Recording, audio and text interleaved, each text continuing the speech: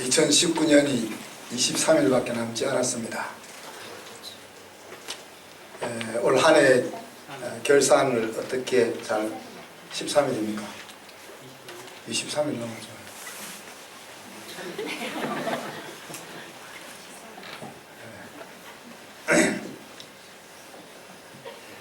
재정 결산은 잘 돼가고 있나요?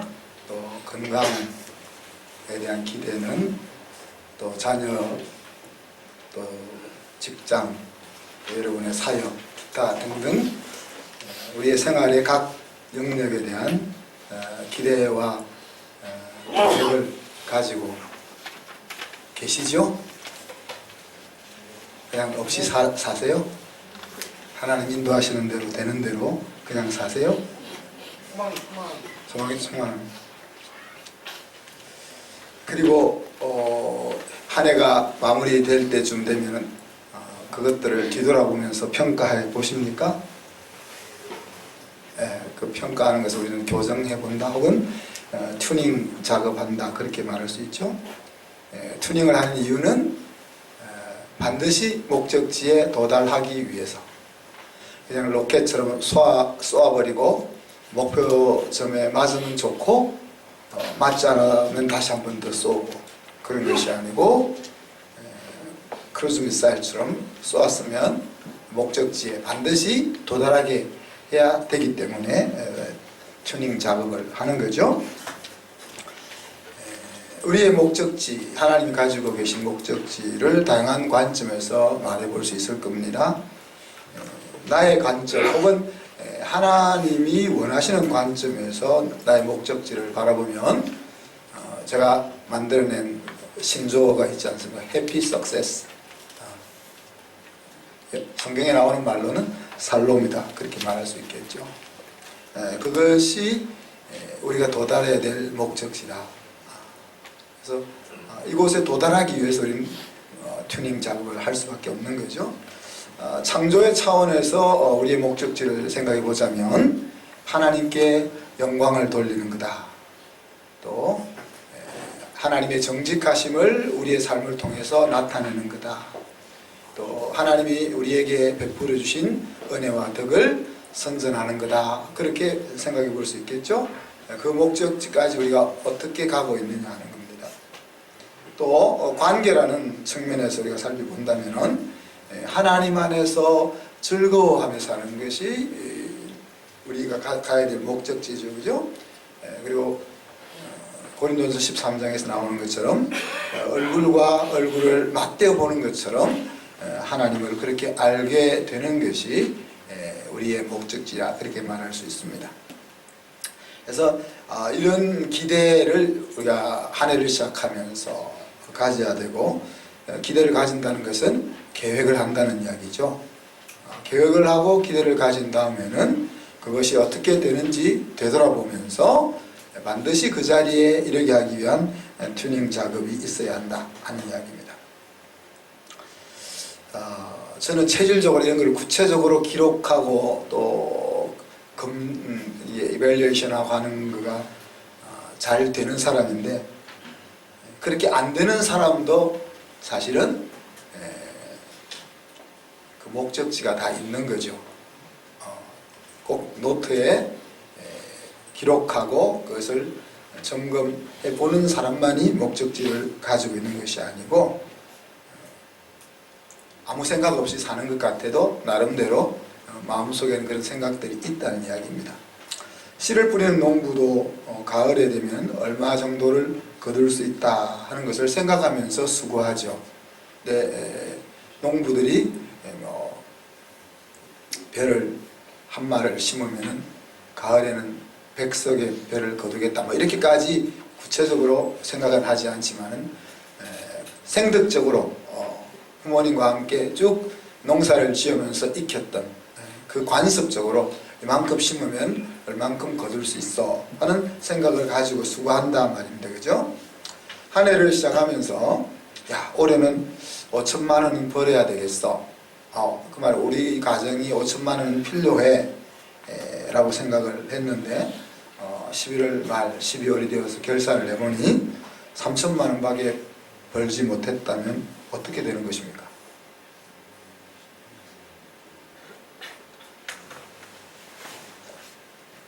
그런 사람 없는갑죠? 야, 그래, 올해는 목표에 못 도달했으니까 내년에는 더 열심히 일하자. 내가 이제 투잡을 떼야 되겠다. 그래서 투잡을 떼어서 7천만 원은 있어야 될 것 같아요, 내년에는.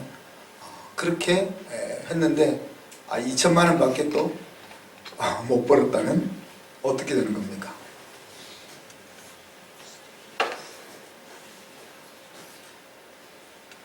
여러분 이제 그런 경험을 안 해보셔가지고 피부에 와 닿지 않죠? 근데 이스라엘 백성들은 그렇게 15년을 살았다. 지난주 말씀으로 그렇게 15년을 살았다는 거예요.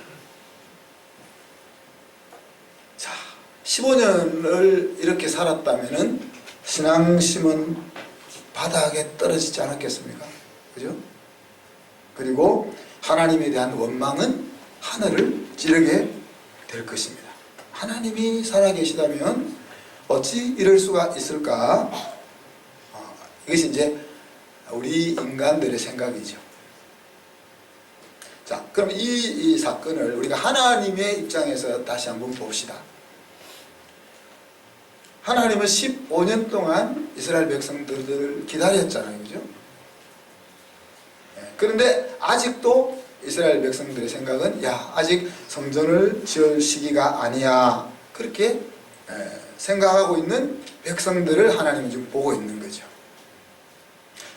정신을 차리게 하려고 그들의 백성들의 사업에 하나님이 개입해서 구멍 뚫린 전대에 돌을 갖다 붓듯이 마치 밑 빠진 독에 물을 갖다 붓듯이 아무리 수고해도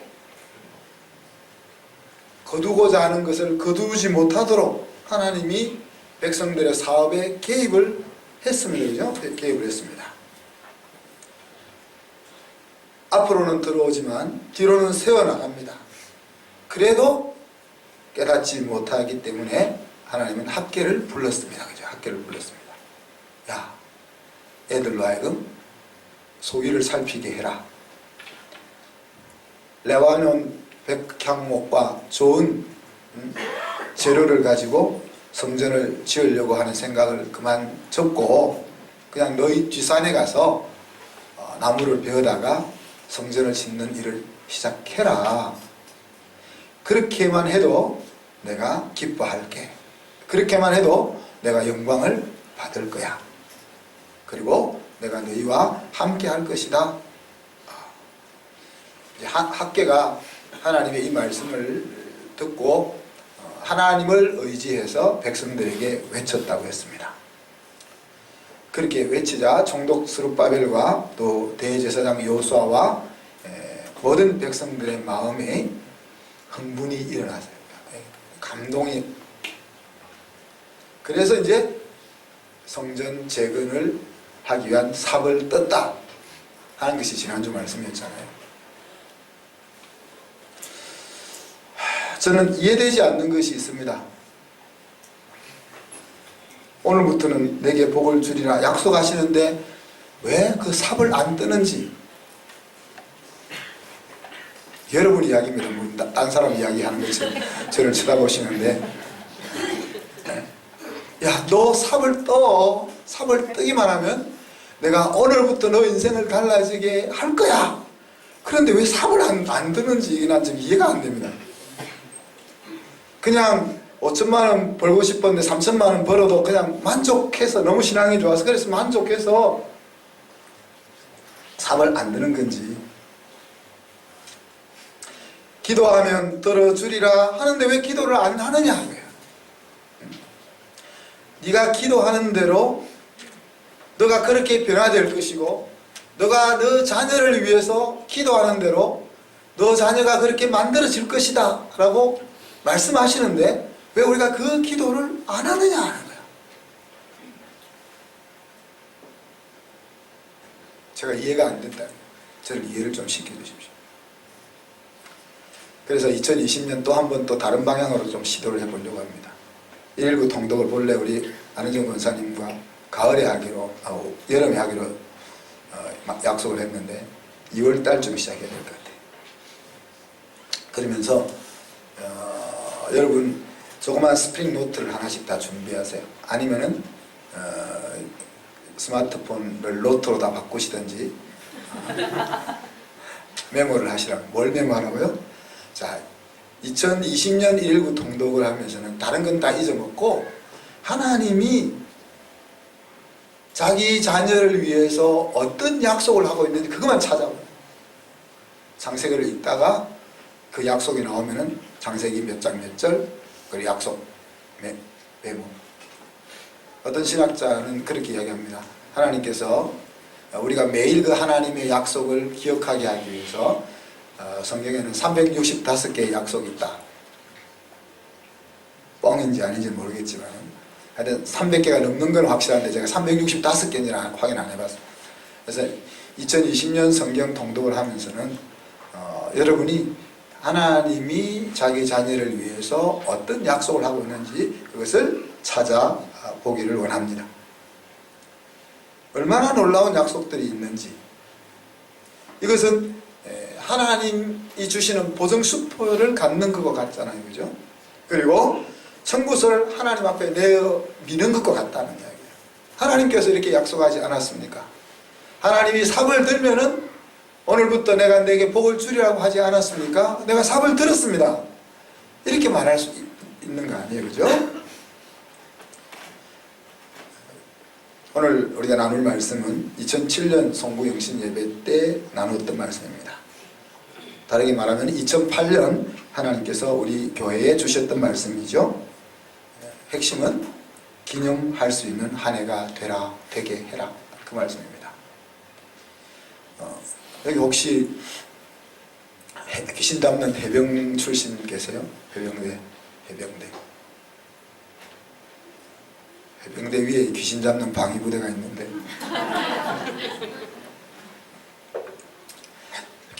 해병대 출신들은 한 번 해병, 영원한 해병. 그래서 그 해병대에서 2, 3년 동안 아주 힘들게 고생하면서 겪었던 그것을 아주 자부심을 가지고 80이 된 할아버지도 해병대 옷을 입고 빨간 마우라를 딱 뜨고 모자 쓰고 이렇게 다닌단 말이에요.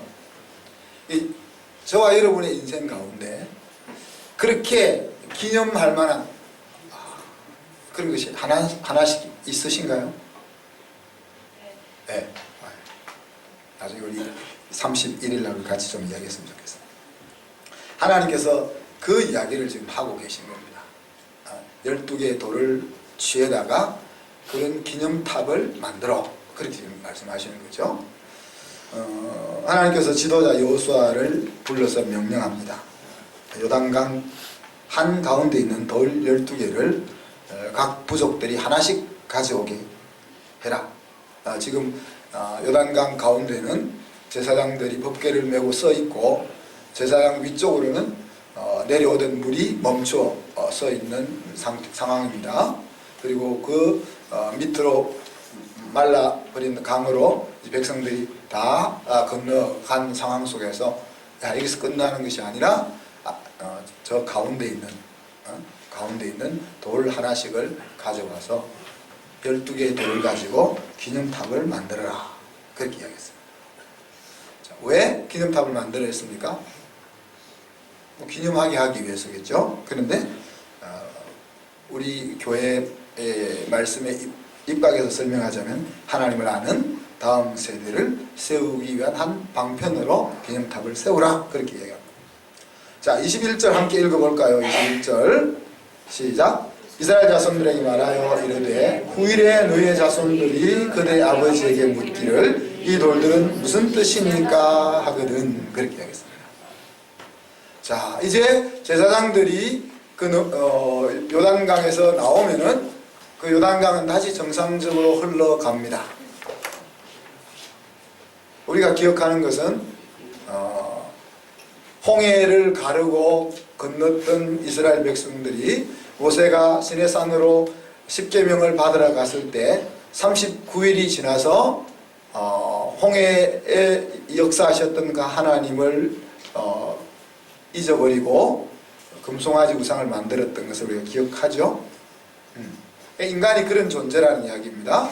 지금 요단강을 물을 마르게 해서 건너게 하신 놀라운 하나님을 경험했지만은 이제 물이 다시 흘러서 예전처럼 요단강이 흘러가면은 시간이 지나고 또 세대가 지나가면은 하나님이 어떤 존재인지 하나님이 어떤 일을 하셨는지 하는 것들이 같이 사라진다는 이야기죠. 그래서 돌탑을 만들어 놓으라는 거죠. 돌탑이 있으면 그러잖아요. 아버지, 저 돌탑은 뭐지? 이렇게 물을 거 아니야. 그때 이야기를 하는 거야. 야, 이거는 아빠가 너보다 훨씬 클 때 저 요단강을 건널 때 그때 저 요단강이 지금은 이만큼이지만 그때는 비가 많이 올 때라서 이만큼 했어. 그런데 제사장이 하나님 말씀을 따라서 봇개를 들고 들어가니까 그 물이 말라서 우리가 마른 땅을 건너듯이 이 요단강을 건너서 너희들이 살고 있는 이 가나안 땅을 우리가 차지한 거야. 그렇게 설명해 주라는 이야기죠. 하나님이 전능하신 하나님이야. 뭐 별의별 이야기보다 실제 하나님이 어떻게 일하셨는지를 간접적으로 경험하고 이것을 잃어버리지 않게 하기 위해서 지금 기념탑을 세우라는 이야기입니다. 24절도 같이 한번 읽어봅시다. 이는 땅의 모든 백성에게 여호와의 손이 강하신 것을 알게 하며 너희가 너희의 하나님 여호와를 항상 경외하게 하려 하심이라. 자, 그래서 하나님이 오늘 요단강을 그냥 건너가게 하신, 이렇게 특별한 방식을 통해서 건너가게 하신 이유가 하나님의 백성들, 이 전쟁을 수행해야 될 하나님의 백성들에게 뭔가 해야 될 일이 있다는 이야기죠. 여호와의 손에 강하신 뭡니까? 전능하신 하나님을 인식하게 해야 된다. 그리고 전능하신 하나님을 인식하는 데 그치는 것이 아니고 하나님을 항상 경외하게, 이게 범사의 하나님을 인정하며 하나님 앞에 행동하려고 하는 그런 삶의 자세를 정복전쟁을 해 들어가는 백성들에게 알려야 했다는 이야기입니다.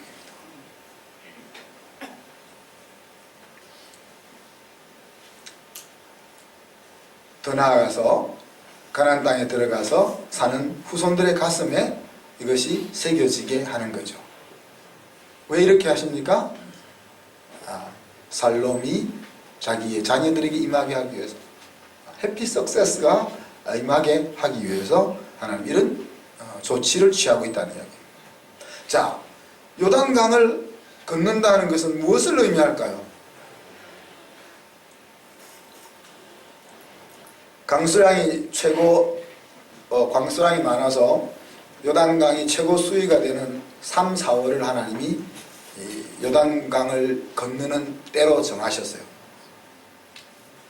하나님 진짜 직구주시죠, 그죠?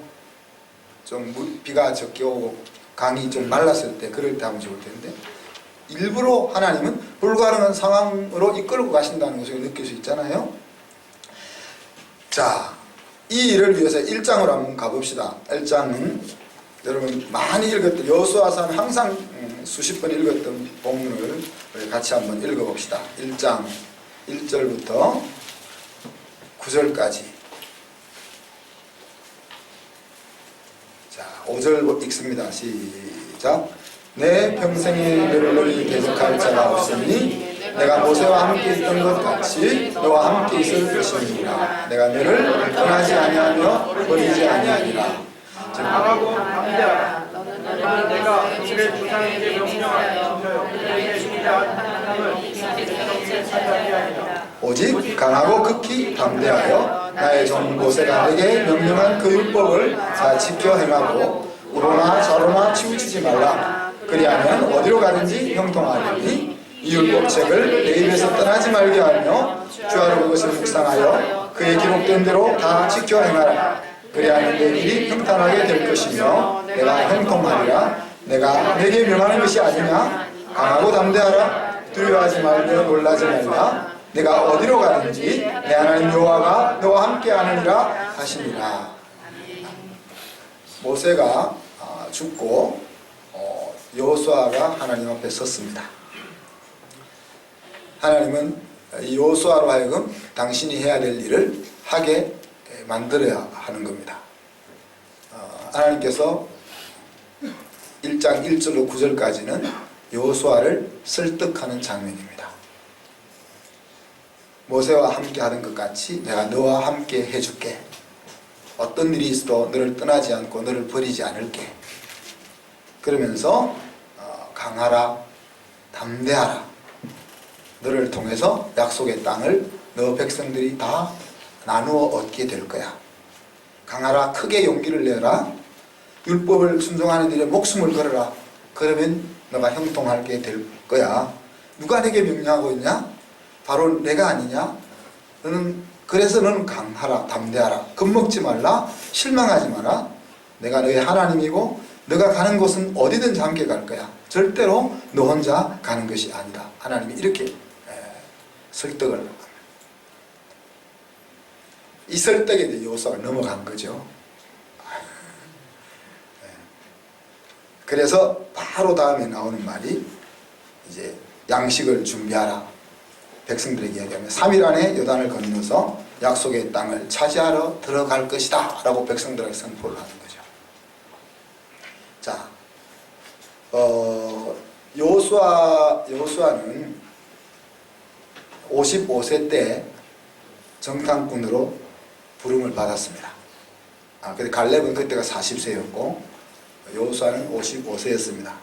애굽에서 떠나온 지 2년이 될 때 그래서 가나안 땅으로 정탐을 해 들어갔죠. 그리고 나서 93세, 40년이 지난, 만으로 하면 38년이 지난 93세에 이제 모세의 뒤를 이어 이스라엘을 이끄는 지도자로 부름을 받습니다. 그리고 이제 이 요단 땅을 건너서 이제 가나안 땅의 거점 도시를 점령하는데 6년이 걸립니다. 거점 도시를 점령하고 나서 이제 각 지파들에게 땅을 나누어 주면서 10년 동안 정복 전쟁을 계속해 나갑니다. 물론 동네 몇 군데 동네들은 다 정복 못하고 남겨지게 되지만 그래서 16년 동안 가나안 정복 전쟁을 하고 110세 때 죽습니다. 그러니까 지금 요단강을 건너라 이렇게 말할 때 그냥 요단강을 건너는 것이 아니에요. 요단강을 건너자라고 마음먹는 것은 16년 동안 이 일을 내가 하겠다 하는 거예요. 그러니까 하나님이 이거 1장 1절부터 9절까지 그 말에 여호수아가 홀랑 넘어가가지고 16년 동안의 인생을 하나님 앞에서 이제 헌신을 한다는 이야기입니다. 하나님이 얼마나 대단하십니까? 그죠? 말 한마디로 16년의 헌신을 일구어내시고 있는 겁니다. 그죠? 그리고 그 가나안 땅은 아브라함이 종과 행으로 행하였던 그 지경이고 또 여호수아와 백성들이 이제 들어가서 16년 동안 싸워서 취해야 할 땅입니다. 그 사명을 하나님이 일구어내는 거죠. 자, 그래서 이제 이 여호수아가 말한 3일 동안 뭐가 일어나면 여리고성을 정탐하러 보내죠. 하나님이 여리고성의 사람들의 마음을 이미 녹아내리게 했던 것을 확인합니다. 그래서 그냥 요단을 건너고 가나안 땅으로 진격한 것이 아니죠. 600만 백성의 목숨이 걸려있는 일입니다. 그러니까 성경을 우리가 잘 읽어봐야 되는 것이 성경이 아주 축약해서 기록하고 있기 때문에 그런 결정과 그런 일을 진행해 나갈 때 그 당시의 상황들을 우리가 잘 살펴보면서 말씀을 읽어야겠습니다. 그러니까 하나님이 말했다고 그래 알았습니다 하고 가자 이렇게 600만 명 데리고 그렇게 들어간 것이 아니다는 거예요. 또 600만 명의 생명만 걸려있는 것이 아니고 자기의 인생이 걸려있는 일이죠. 그죠? 또 하나님의 말씀을 기초해서 확인하고 전략을 짜고 준비하고 실행해 했다 하는 것들을 우리가 생각해 볼 수 있는 겁니다. 그리고 나서는 제사장들과 백성들에게 하나님의 전략을 자세히 알려주었고, 그리고 나서 3일이 지난 오늘 요단강을 건너 또 다른 기적을 경험하고 있는 겁니다. 자, 3장 7절에 보면 이 요단강을 건너는 이 일이 있은 이후에 여호수아는 백성들로부터 확고한 권위를 얻게 됩니다. 모세가 죽고 나서 공식적으로 여호수아가 지도의 대권을 물려받지만은 여호수아의 지도력에 대해서 의혹을 가지고 있는 백성들이 많았다는 이야기죠. 그런데 이 요단강을 건너는 사건을 통해서 백성들로부터 모세가 얻었던 그 권위를 여호수아가 얻게 되었다는 이야기입니다. 하나님께서 그 권위를 주신 거죠. 오늘부터 시작해서 너를 온 이스라엘의 목전에서 크게 하여 모세처럼 나 하나님이 너와 함께 있는 것을 백성들이 알게 해줄게. 하나님이 그렇게 말했습니다. 그래서 여호수아는 이 정복 전쟁의 승리의 관건이 하나님이 함께 하시느냐, 하나님이 이스라엘을 위해서 친히 싸워 주실 것이냐 하는 것에 달려 있다는 것을 알았습니다. 그래서 가장 중요하게 생각한 것이 하나님이 손을 들고 싸워줄 수 있는 그런 구조를 만드는 거죠. 그것이 성결케 하라 하는 이야기였습니다.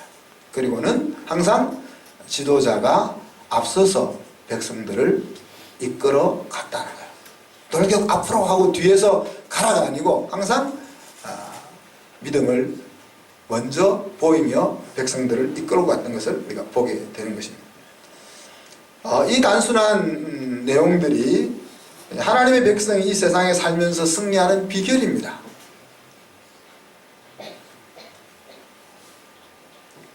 우리가 이 세상에서 살아가는 것은 가나안 땅을 정복에 들어가는 것과 비유되잖아요. 그죠?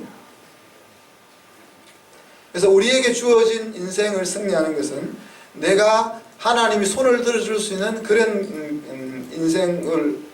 인생의 발걸음을 내 디디느냐 하는 데 있다는 거예요.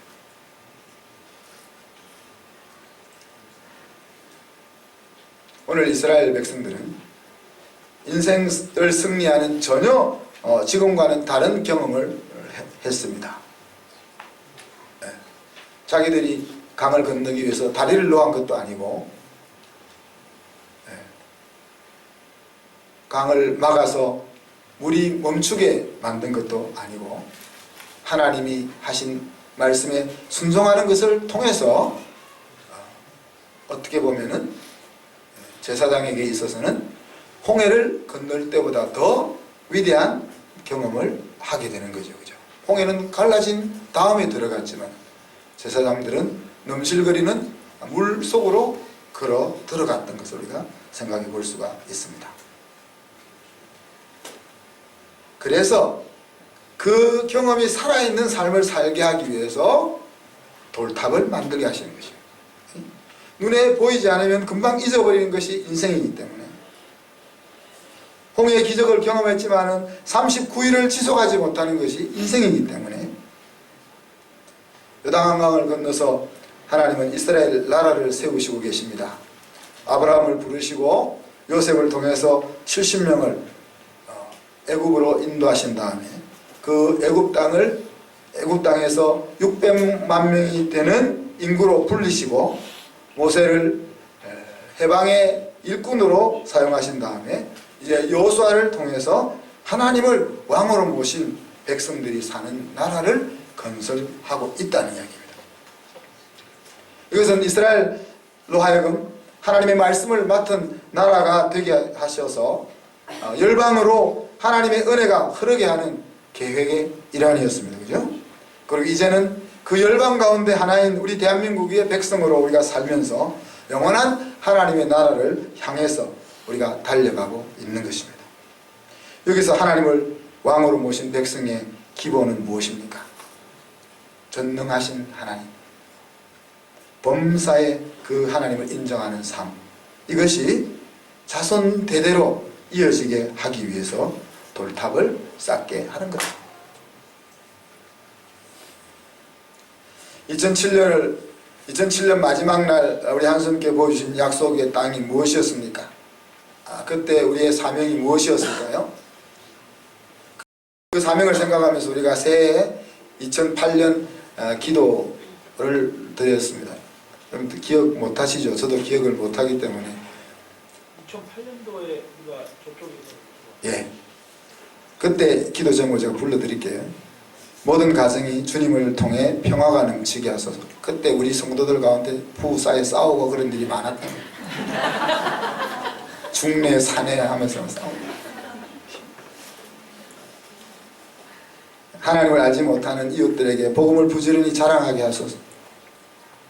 우리가 하나님의 교회를 만들자고 개척을 했지만 전도해도 전도는 안 되고 거지들만 오고 그런 때였습니다. 그렇죠? 토요일날 유초등부 아이들을 모아보려고 뭐 학교 앞에 가서 뭐 영화를 상영한다느니 뭐 떡볶이를 해준다느니 뭐 간식을 준다느니 별의별 짓을 다 하면서 아이들을 유혹해보던 그런 때였습니다.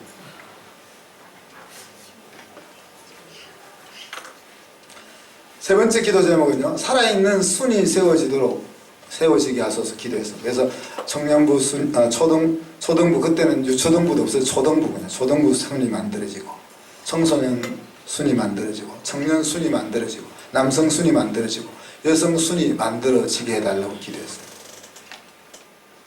요즘 초등부 순이 되고 있나 모르겠네요. 우리 유년부 순이 되고 있나? 청소년 수는 아마 작년쯤부터 이제 제대로 시작된 것 같아요. 그죠? 우리 청년 수는 올해부터 좀 시작되고 있는 것 같아요.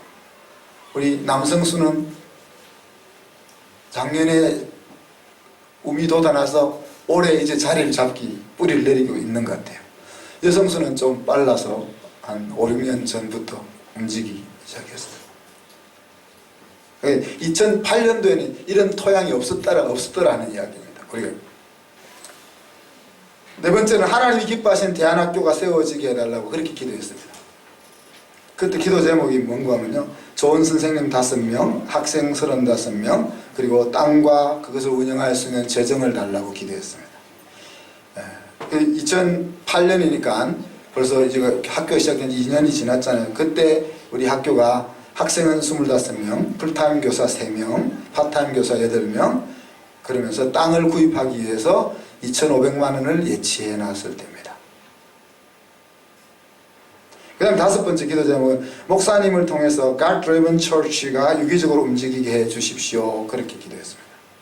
목사님 혼자 교회를 이끌고 가는 것이 아니라 하나님이 중심이 되어서 성도들이 한 가족이 되어서 하나님의 공동체를 세워나가는 그런 교회가 되게 해달라 그렇게 기도했습니다. 그리고 마지막 기도의 능력이 각 가정에서 경험되게 해달라고 했습니다. 그래서 수요 기도, 금요 기도, 새벽 기도, 이것이 우리 금요 기도는 올해 드디어 정착을 했습니다. 그죠? 올해 정착을 했고, 새벽 기도도 올해 나름 이제 새벽 기도 같은 것 같아요. 그죠? 새벽 기도 같은 것 같아요. 그리고 수요 기도도 기도, 이제 그래도 기도 모임 같아요.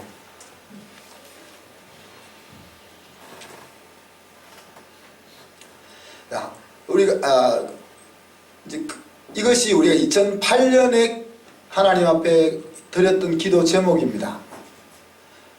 그 관점에서 우리가 뒤를 돌아보면 어때요? 우리는 98평의 상가에서 교육과 부흥을 놓고 기도했던 겁니다. 그죠? 예수 그리스도를 종순으로 하는 순들이 돋아나기를 우리가 기도했던 것입니다. 그리고 우리 자녀들이 밟고 뛰어놀 땅을 기도했습니다. 왜? 콘크리트 건물 속에서 애들이 뛰어놀면서 공부하니까 인성이 안 만들어져. 그래서 그래가지고 산 땅이 이 땅이 아니고요. 어딘 땅인지 아세요? 양지, 여러분 회개하셔야 돼요. 양지 땅 706평 살 때 다 좋다 해놓고는 이제 설계해서 이제 건축 들어가려고 딱 시작하니까 안 가요. 그래요. 그때 안 가요. 잘하셨죠. 그때 목사님한테 간다 했으니까 그래도 가야지 했으면 어쩔 뻔했어요. 하나님 여러분의 불순종을 들어서 선하게 다 사용하신 거예요. 그래가지고 우리 몇천만 원 손해봤습니다. 설계비 날렸죠. 그 다음에 농지를 또 대지로 바꾸는 그 돈 날렸죠. 몇천만 원 날린 것보다 더 좋은 일이 있었죠. 그죠? 그때 그 땅을 사봤기 때문에 이 땅을 살 때 아주 용기 있게 사는 거죠. 이 땅은 우리가 상가를 빠르게 팔아가지고 대출금 3억을 갚고 5억 손을 쥐고 18억짜리 땅을 샀어요. 그죠? 18억짜리 땅을 샀어요. 땅만 사면 뭐예요? 이제 건물이 있어야 되는데. 네. 조직으로서의 교회가 아니라 사람들이 하나님을 중심으로 연락하고 상합하는 그런 공동체를 우리가 기도했습니다. 기도의 능력을 실제 생활에서 사용하는 성도들이 되기를 기도했습니다. 그죠? 그래서 그것을 도울 수 있는 기도 모임이 생기기를 우리가 기도했던 것입니다. 저는 지금 여러분이 바로 이 기념탑이라고 여겨집니다. 사무엘에게는 에베네셀의 기념탑이 있었습니다. 하나님이 여기까지 우리를 도우셨다. 야곱에게는 베델이라는 돌탑이 있었습니다. 그곳에서 하나님이 자기를 찾아 만나 주셨다. 우리 한순교회는 여러분이 바로 기념탑입니다. 지금 서 있는 땅과 건물들, 싹이 나고 자라기 시작하는 순들, 그리고 마음껏 뛰어놀 수 있는 레스피아 운동장들, 그리고 새벽과 수요일과 금요일 날 모여서 드리고 있는 기도 모임들, 그리고 220명의 학생들과 40여 명의 교사들, 이것들이 바로 하나님이 하신 일들에 대한 기념탑입니다. 우리는 이것들을 보면서 전능하신 하나님을 볼 수 있습니다. 돈도 없고 사람도 없던 그 시기에 우리로 하여금 삽을 뜨게 하시고 기도하게 하시고 시간이 지나 이루게 하시는 하나님을 볼 수 있습니다. 기도한다고 헌신한다고 모든 것이 이루어지지 않지 않습니까? 근데 우리 학교와 우리 교회가 무너지지 않고 이 자리에 있다는 것은 하나님이 우리가 가고 있는 길을 기뻐하신다는 증거입니다. 그죠?